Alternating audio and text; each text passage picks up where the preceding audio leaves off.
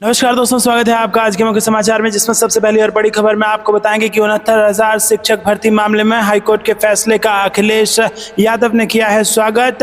घोटाले भ्रष्टाचार की सरकार कहकर योगी सरकार को घेरा। साथ ही साथ खबर में आगे जिक्र होगा कि उत्तर प्रदेश उपचुनाव की तारीखों के ऐलान की संभावना के बीच अखिलेश यादव का बड़ा दाव, चुनाव आयोग के पास जाएगी समाजवादी पार्टी। खबर में आगे आपको बताएंगे कि केंद्र ने पद का नहीं किया सम्मान, राहुल गांधी को पीछे बिठाने पर शरद पवार को याद आए अटल बिहारी वाजपेयी और सुषमा स्वराज। खबर में आगे जिक्र होगा कि कांग्रेस ने लॉन्च किया संविधान रक्षक अभियान, हर गांव से चुने जाएंगे 2 रक्षक, 100 दिन तक देश भर में होगा कैंपेन। और इसी के साथ खबर में जिक्र होगा उज्जैन का। उज्जैन में कांग्रेस का जोरदार प्रदर्शन, हजारों लोगों ने घेरा कलेक्ट्रेट, बीजेपी सरकार की नीतियों पर बरसे दिग्विजय सिंह। दोस्तों, इसी प्रकार की तमाम बड़ी खबरें आपके लिए लेके आए हैं, लेकिन उससे पहले अगर आप भी खुलकर करते हैं इंडिया अलायंस का समर्थन तो वीडियो को कीजिए लाइक और चैनल को सब्सक्राइब करके बेल आइकन दबाकर कमेंट में लिखिए जय हिंद। रुक करते हैं सबसे पहली और बड़ी खबर की तरफ। 69,000 शिक्षक भर्ती मामले में हाईकोर्ट के फैसले का अखिलेश यादव ने किया स्वागत और बीजेपी को घेरा। जी हां दोस्तों, उत्तर प्रदेश की 69,000 शिक्षक भर्ती मामले में यूपी सरकार को तगड़ा झटका लगा है। इलाहाबाद हाईकोर्ट की लखनऊ बेंच ने शुक्रवार को सुनवाई करते हुए इस भर्ती की मेरिट लिस्ट को रद्द कर दिया है। साथ ही कोर्ट ने 3 महीने के भीतर नई मेरिट लिस्ट जारी करने के आदेश भी दे दिए हैं। कोर्ट के इस फैसले को सपा मुखिया और पूर्व मुख्यमंत्री अखिलेश यादव ने कहा कि अभ्यर्थियों की संयुक्त शक्ति की जीत है और सभी को इस संघर्ष में मिली जीत की बधाई और नव नियुक्तियों की शुभकामनाएं। इतना ही नहीं, बीजेपी की सहयोगी पार्टी और केंद्रीय मंत्री अनुप्रिया पटेल ने भी कोर्ट के फैसले का स्वागत किया है। कोर्ट का फैसला आने के बाद राजनीतिक दलों की प्रतिक्रिया आनी शुरू हो गई है। अखिलेश यादव ने एक्स पर पोस्ट करते हुए लिखा कि 69,000 शिक्षक भर्ती भी आखिरकार भाजपाई घपले, घोटाले और भ्रष्टाचार की शिकार साबित हुई। यही हमारी मांग है कि नए सिरे से न्यायपूर्ण नई सूची बने, जिससे पारदर्शी और निष्पक्ष नियुक्तियां संभव हो सकें और प्रदेश में भाजपा काल में बाधित हुई शिक्षा व्यवस्था पुनः पटरी पर आ सके।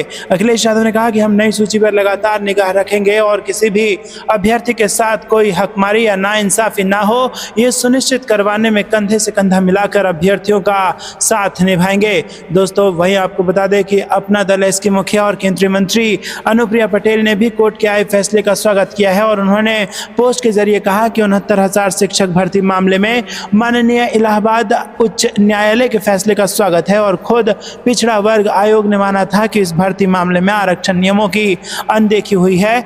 अब जबकि माननीय उच्च न्यायालय ने आरक्षण नियमों का पूर्ण पालन करते हुए नई मेरिट लिस्ट बनाने का आदेश दिया है, तब उम्मीद करती हूँ कि वंचित वर्ग के प्रति न्याय होगा। दोस्तों, आपको यह कुछ लगता है कमेंट में जरूर बताइए। इसी के साथ आपको बता दें कि स्वामी प्रसाद मौर्य और राजभर की पार्टी ने भी इस मामले पर बीजेपी को घेर लिया है। रुक करते हैं अगली ब्रेकिंग न्यूज की तरफ। यूपी उपचुनाव की तारीखों के ऐलान की संभावना के बीच अखिलेश यादव का बड़ा दाव, चुनाव आयोग के पास जाएगी समाजवादी पार्टी। जी हां दोस्तों, उत्तर प्रदेश में 10 विधानसभा सीटों के उपचुनाव की तारीखों के ऐलान के बीच समाजवादी पार्टी के राष्ट्रीय अध्यक्ष अखिलेश यादव ने बड़ा दाव चल दिया है। योगी सरकार के एक फैसले के विरोध में सपा भारत निर्वाचन आयोग के पास यानी कि इलेक्शन कमीशन ऑफ इंडिया के पास जाएगी। समाजवादी पार्टी प्रमुख अखिलेश यादव ने कहा कि जब भी उपचुनाव होंगे तब समाजवादी पार्टी बीजेपी को हराएगी और ये अधिकारियों के माध्यम से चुनाव जीतना चाहते हैं। अधिकारियों को हटाना, अधिकारियों की पोस्टिंग करना, इसकी शिकायत सपा चुनाव आयोग को करेगी। अखिलेश यादव ने कहा कि जनता बीजेपी को हराएगी, अधिकारियों के माध्यम से ये लोग चुनाव जीतना चाहते हैं। वहीं दोस्तों, आपको बता दें कि इसके अलावा अखिलेश यादव ने यूसीसी पर पीएम मोदी के हालिया बयान पर कहा कि देश के लिए सबसे बड़े मुद्दे हैं कि महंगाई कम हो, युवाओं को रोजगार मिले और समाजवादी लोगों के सपने पूरे हों, सभी लोगों की भागीदारी हो और हमारा समाज समृद्ध बने, सभी जातियों को उनका हक और सम्मान मिले और यही समय की मांग है। कोलकाता के मेडिकल कॉलेज और अस्पताल की घटना पर यूपी के पूर्व सीएम ने कहा कि ऐसी किसी भी घटना पर राजनीति नहीं होनी चाहिए, लेकिन बीजेपी को ऐसी घटनाओं पर राजनीति करने का हुनर है। उन्हें किसी भी घटना का राजनीतिक लाभ उठाने का हुनर है। ममता बनर्जी एक महिला सीएम है, वो दोषियों के खिलाफ कार्रवाई करेंगी। उधर उपचुनाव पर भारतीय जनता पार्टी के नेता और राज्यसभा सांसद दिनेश शर्मा ने कहा कि बीजेपी सभी 10 सीटें जीतेगी। बीजेपी उपचुनाव के लिए हमेशा तैयार रहती है और सपा का हाथ हमेशा अपराधियों के साथ रहता है। तो दोस्तों, यहाँ पर आपको बता दें कि उत्तर प्रदेश में उपचुनाव की तारीखों की ऐलान के संभावना के बीच यहाँ पर अखिलेश यादव ने सियासत को गरमा दिया है। आप अपनी राय कमेंट में हमें जरूर बताइए। वीडियो को लाइक नहीं किया तो लाइक जरूर कीजिएगा। रुक करते हैं अगली ब्रेकिंग न्यूज की तरफ। केंद्र ने पद का नहीं किया सम्मान, राहुल गांधी को पीछे बिठाने पर शरद पवार को याद आए अटल बिहारी और सुषमा स्वराज। जी हां दोस्तों, आपको बता दें कि लाल किले में आयोजित स्वतंत्रता दिवस समारोह समारोह में राहुल गांधी की सीट को लेकर सियासत गर्मा गई है। राहुल गांधी को समारोह में 5वें पंक्ति में बिठाने पर कांग्रेस ने केंद्र सरकार पर तीखा हमला बोला था और इसे छोटी मानसिकता का प्रमाण बताया था। अब एनसीपी शरद गुट के प्रमुख शरद पवार ने भी इसे लेकर केंद्र सरकार पर निशाना साधा है। शरद पवार ने शुक्रवार को कहा कि राहुल गांधी को आखिरी पंक्ति में बिठाकर केंद्र ने विपक्ष के नेता के पद का सम्मान नहीं किया है। समाचार एजेंसी के अनुसार विपक्षी गुट महाविकास अघाड़ी की पार्टी कार्यकर्ताओं को संबोधित करते हुए शरद पवार ने कहा कि भले ही लोकसभा चुनाव में भाजपा को बहुमत नहीं मिला, फिर भी संविधान के लिए खतरा अभी भी खत्म नहीं हुआ है। पवार ने आरोप लगाया कि प्रधानमंत्री संसद का सम्मान नहीं करते हैं और दावा किया कि वो बजट सत्र के दौरान एक दिन के लिए भी सदन में नहीं आए। राकांपा सपा प्रमुख ने कहा कि सत्ता में बैठे लोग संसदीय प्रक्रियाओं की कम परवाह करते हैं। उन्होंने कहा कि केंद्र ने विपक्ष के नेता के पद का सम्मान नहीं किया, विपक्ष के नेता को आखिरी पंक्तियों में बैठाया गया है। शरद पवार ने कहा कि जिस तरह प्रधानमंत्री एक संस्था है, उसी तरह विपक्ष नेता भी एक संस्था है।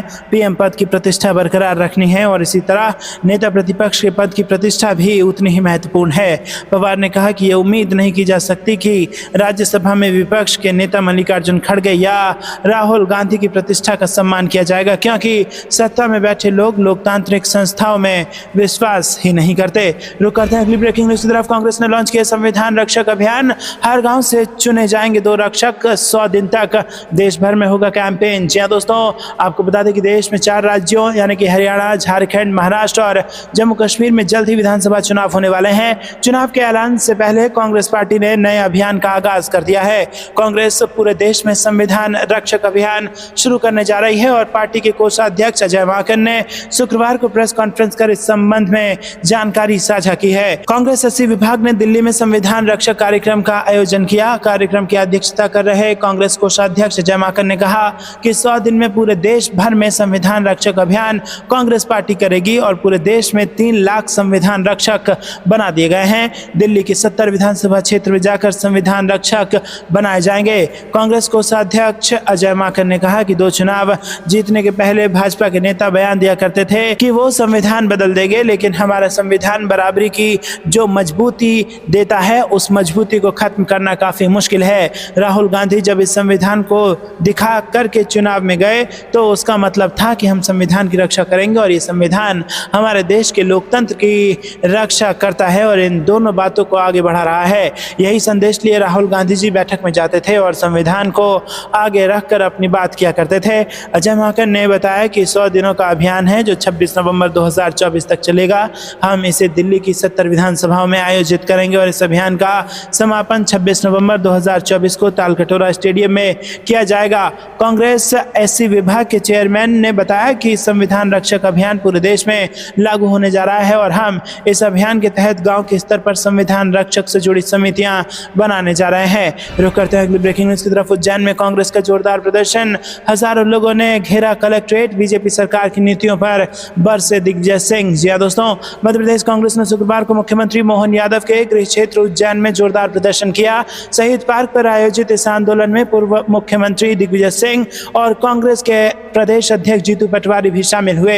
इसके बाद कांग्रेस जन कलेक्ट्रेट पहुंचे और जिला कलेक्टर को ज्ञापन सौंपा।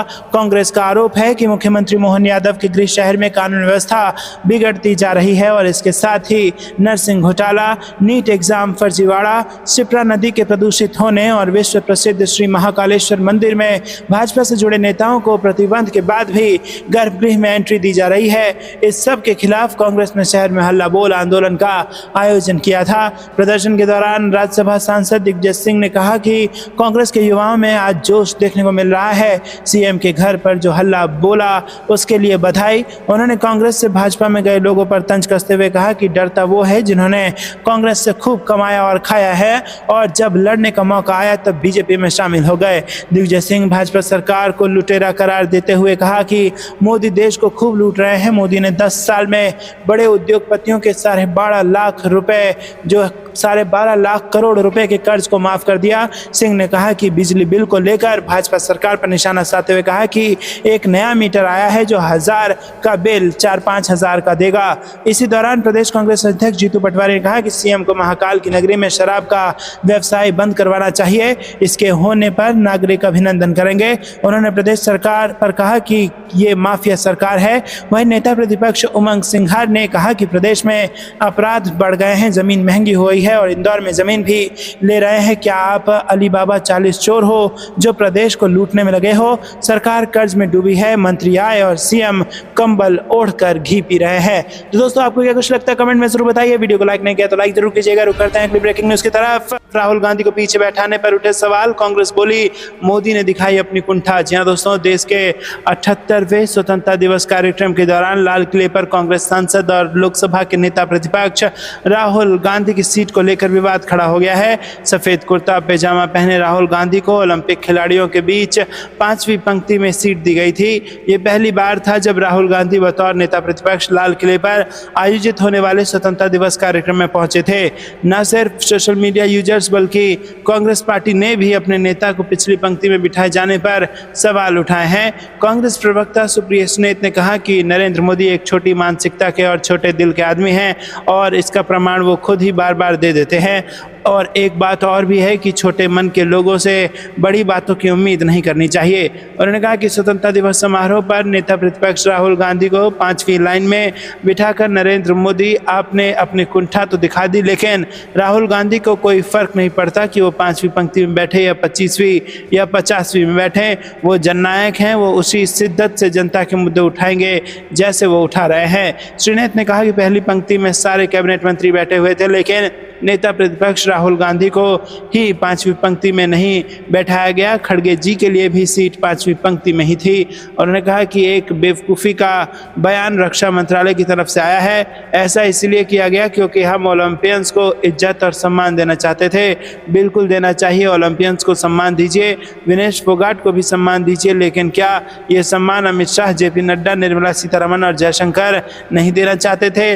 आपके बयान आपकी कलई और पोल खोल रहे हैं। दोस्तों यहाँ पर बड़ी खबर आ रही है, बैठ सिटिंग अरेंजमेंट को लेकर बड़ी खबर आ गई है और राहुल गांधी को 5वीं पंक्ति में बैठाया गया, जिसके बाद अब कांग्रेस पार्टी भारतीय जनता पार्टी पर हमलावर है। आपको क्या कुछ लगता है कमेंट में जरूर बताइए। वीडियो को लाइक नहीं किया तो लाइक जरूर कीजिएगा। रुक करते हैं अगली ब्रेकिंग न्यूज की तरफ। लाल किले पर पीएम मोदी की स्पीच पर संजय सिंह बोले कि भारत के प्रधानमंत्री 24 घंटे इतनी ज़्यादा नफरत में डूबे होते हैं कि उनको कुछ दिखाई नहीं देता। जी हाँ दोस्तों, आपको बता दें कि यहाँ पर आम आदमी पार्टी के नेता और राज्यसभा सांसद संजय सिंह ने 78वें स्वतंत्रता दिवस के मौके पर प्रधानमंत्री नरेंद्र मोदी के भाषण को लेकर तीखा हमला बोला। उन्होंने अफसोस जताते हुए कहा कि पीएम के भाषण में देश के लिए कोई विजन नहीं था। उन्होंने आरोप लगाते हुए कहा कि वो अपनी पूरी ऊर्जा सिर्फ विपक्ष को टारगेट करने पर लगाते हैं।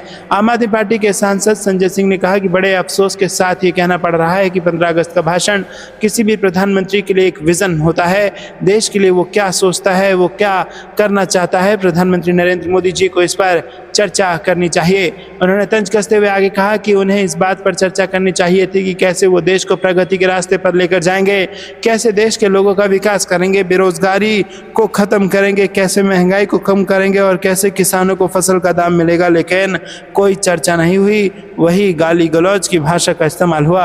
आम आदमी पार्टी नेता ने आरोप लगाते हुए कहा कि भाषण में जो मैंने सुना कि वो पूरी ऊर्जा विपक्ष को टारगेट करने पर लगाते हैं। एक आध दिन तो बख्श देना चाहिए ना। संसद में गालियां देते हैं, रैलियां करते हैं तो गालियां देते हैं। भारत के प्रधानमंत्री 24 घंटे इतनी ज़्यादा नफरतों में भरे हुए हैं कि वो देश की तरक्की के बारे में सोच ही नहीं पाते हैं। आम आदमी पार्टी सांसद ने आगे कहा कि उनका एक ही मकसद है, विपक्ष को आरोपित करो और उन्हें गालियां दो। अफसोसजनक बात यह है कि आज का भाषण प्रधानमंत्री का भाषण नहीं था। जैसे मालूम पड़ता है कि किसी नफरतों से भरे हुए व्यक्ति का भाषण था। तो दोस्तों, तीखी प्रतिक्रिया आम आदमी पार्टी के सांसद संजय सिंह ने प्रधानमंत्री मोदी के भाषण पर दे डाली है। आपको क्या कुछ लगता है कमेंट में जरूर बताइए, और अगर समर्थन करते हैं तो वीडियो को लाइक जरूर कीजिएगा। रुक करते हैं अगली ब्रेकिंग न्यूज की तरफ। हरियाणा में विधानसभा चुनाव की तारीखों का ऐलान, गुरुग्राम फरीदाबाद समेत 29 सीटों पर मतदान के तारीख जारी। जी हाँ दोस्तों, भारत के मुख्य निर्वाचन आयुक्त ने हरियाणा विधानसभा चुनाव की तारीखों का ऐलान कर दिया है। राज्य में एक चरण में विधानसभा चुनाव संपन्न होंगे और वोटिंग 1 अक्टूबर को होगी, वहीं मतों की गिनती 4 अक्टूबर को हो रही है। फिलहाल राज्य में बीजेपी की सरकार है। बीजेपी ने जजपा के साथ मिलकर सरकार बनाई थी, लेकिन बाद में उसने समर्थन वापस ले लिया। दोस्तों, हरियाणा के सीटों पर चुनाव की तारीख का ऐलान हो गया है। सोनीपत 1 अक्टूबर, महेंद्रगढ़ 1 अक्टूबर, रेवाड़ी में भी 1 अक्टूबर, गुड़गांव में 1 अक्टूबर, मेवात में 1 अक्टूबर, पलवल में 1 अक्टूबर, फरीदाबाद में 1 अक्टूबर और वोटों की गिनती 4 अक्टूबर। दोस्तों, इसी बीच आपको बता दें कि बीजेपी और जेजेपी का गठबंधन भी टूट गया है। बीते कुछ समय पहले यहाँ पर बीजेपी और जेजेपी की गठबंधन वाली सरकार थी, लेकिन लोकसभा चुनाव में सीट शेयरिंग के फॉर्मूले को लेकर दोनों पार्टियों में असहमति थी। उसके बाद जजपा ने बीजेपी से अलग होने का ऐलान कर दिया। बाद में निर्दलीय विधायकों के समर्थन के दम पर बीजेपी की सरकार बनी।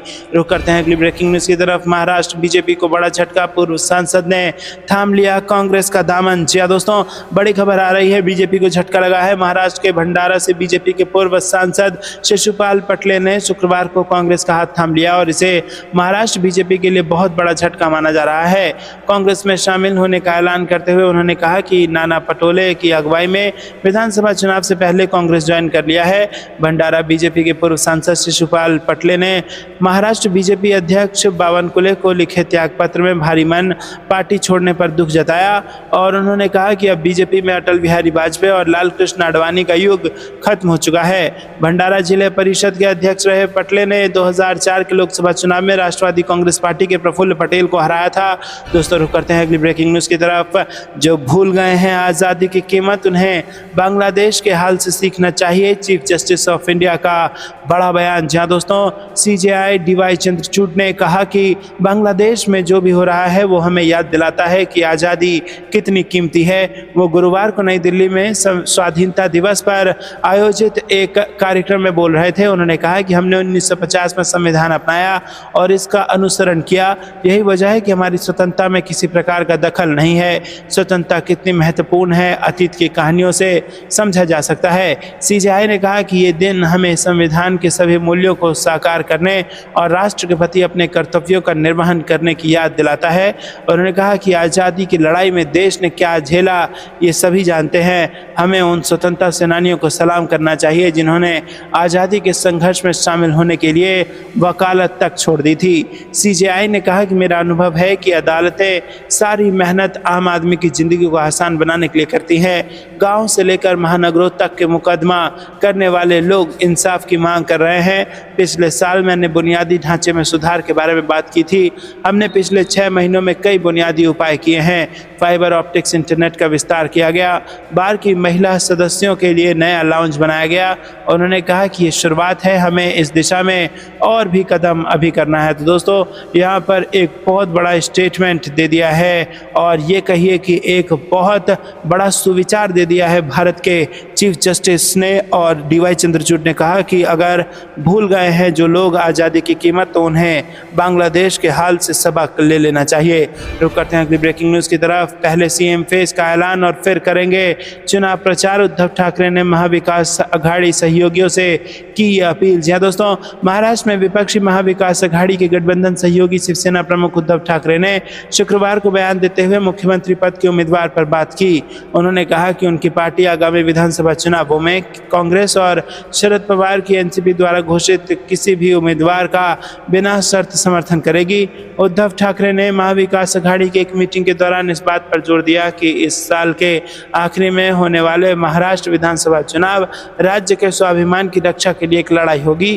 ठाकरे ने कहा कि महाविकास अघाड़ी के सीएम चेहरे को लेकर अटकलें लगाई जा रही हैं और मैं गठबंधन के सभी नेताओं से अपील करता हूं, चाहे वो पृथ्वीराज चौहान हो या शरद पवार हो, वो सीएम के लिए अपनी पसंद की घोषणा करें और मैं बिना शर्त उनका समर्थन करूंगा। उन्होंने महाविकास अघाड़ी सहयोगियों से गुजारिश की कि वो पहले मुख्यमंत्री पद के उम्मीदवार की घोषणा करें और फिर प्रचार अभियान की शुरुआत करें। उद्धव ठाकरे ने महाविकास अघाड़ी सहयोगियों से पहले मुख्यमंत्री पद के उम्मीदवार का ऐलान करने और फिर प्रचार शुरू करने की गुजारिश की है। उन्होंने जोर देकर कहा कि हम इस नियम का पालन करते थे कि जो ज़्यादा सीटें जीतेगा उसे सीएम पद मिलेगा। पहले के गठबंधनों में भी हमने इसी फार्मूले का पालन किया था, इसलिए मैं अपील करता हूं कि पहले हमें सीएम चेहरे का ऐलान करना होगा, इसके बाद ही हम अपना प्रचार शुरू कर सकते हैं। तो दोस्तों, आपको क्या कुछ लगता है महाराष्ट्र चुनाव में किसकी बनेगी सरकार? कमेंट में ज़रूर बताइए और वीडियो को अभी तक लाइक नहीं किया तो लाइक ज़रूर कीजिएगा।